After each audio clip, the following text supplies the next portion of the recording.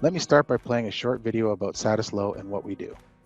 I'll also introduce you to our experience and business transformation and explain why our aftermarket sales amount to about 60% of our revenue today.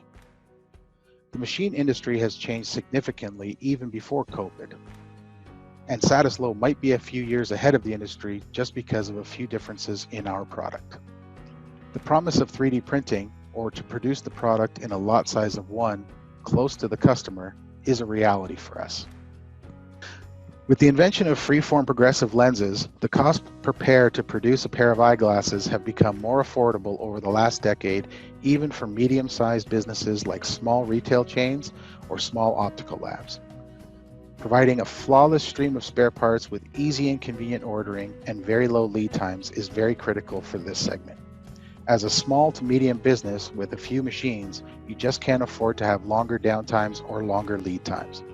As we go further down the market, pay-as-you-go business models have become a game changer for Satisloh. This comes via consumables and wear parts like cooling liquids, milling wheels, and preventive maintenance parts. And that is also the reason why we created a separate business unit for consumables in the year 2000 and for spare parts and services in 2016. Satisloh is an independent vendor, but we are also part of the Essilor-Luxottica group, which is all about improving lives by improving sight. And in this context, you can see the real potential. Luxottica supplies the frames and the global retail distribution to the consumer via a large network of retail stores throughout the world, while Essilor produces not only finished ready-to-use lenses, but also high-quality lens blanks, process know-how, branded lens designs, and licensing for branding of all Essilor products. With this, we are really transforming the business and the industry.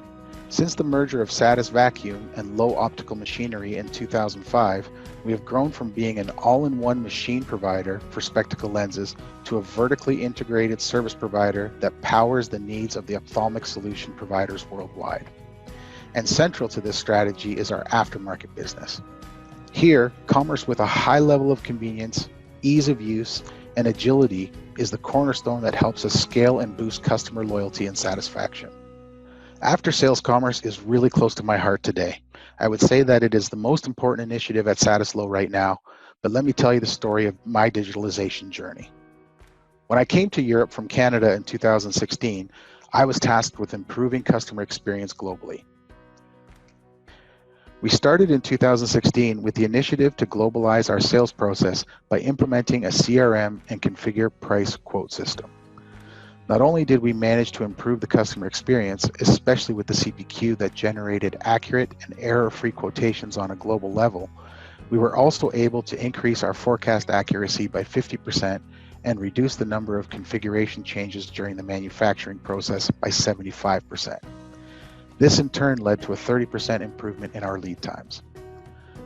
2018 was a special year for me when we embarked on a true global pricing structure. The outcome is difficult to quantify, however, moving to a true global pricing structure that was seamlessly integrated with our ERP and CPQ made it easy for us to react on changing market conditions. With over 15,000 SKUs to price in 16 different market segments, this became very handy in times like today. 2018 was also the year when we introduced electronic consumables order forms for our North American customers. Not a full self-service solution, but 35% of our customers were submitting their orders on a monthly basis up until 2019 via this solution. Even though this old solution was online, it still required a lot of administrative work and was not integrated with our global pricing structure, where we saw the advantage of creating a cloud-based customer sales portal. It was basically a no-brainer to invest in this sales portal.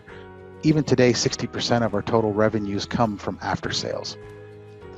My prediction is that we have a revenue potential of an additional 20 to 30% in this segment, with additional gains through improved customer service and loyalty.